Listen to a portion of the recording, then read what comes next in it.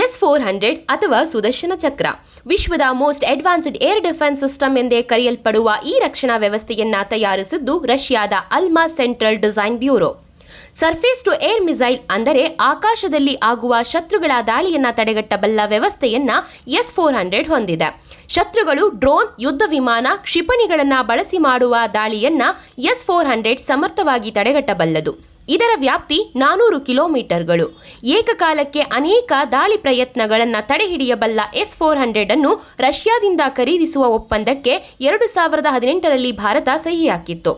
ಬರೋಬ್ಬರಿ 35,000 ಕೋಟಿ ಮೌಲ್ಯದ ಈ ಒಪ್ಪಂದದ ಮೂಲಕ 5 S-400 ಸಿಸ್ಟಮ್ ಅನ್ನು ಭಾರತ ರಷ್ಯಾದಿಂದ ಖರೀದಿಸಿದೆ. ಸದ್ಯಕ್ಕೆ Bharat, Russia, China, Turkey, Belarus ದೇಶಗಳ ಬಳಿ S-400 ರಕ್ಷಣಾ ವ್ಯವಸ್ಥೆ ಇದೆ. ಅಲ್ಜೇರಿಯಾ ಬಳಿ ಕೂಡ ಈ ರಕ್ಷಣಾ ವ್ಯವಸ್ಥೆ ಇದೆ ಎಂದು ಹೇಳಲಾಗುತ್ತಿದ್ದರೂ ಕೂಡ ಅಧಿಕೃತವಾಗಿ ಇನ್ನೂ ಸ್ಪಷ್ಟನೆ ಇಲ್ಲ.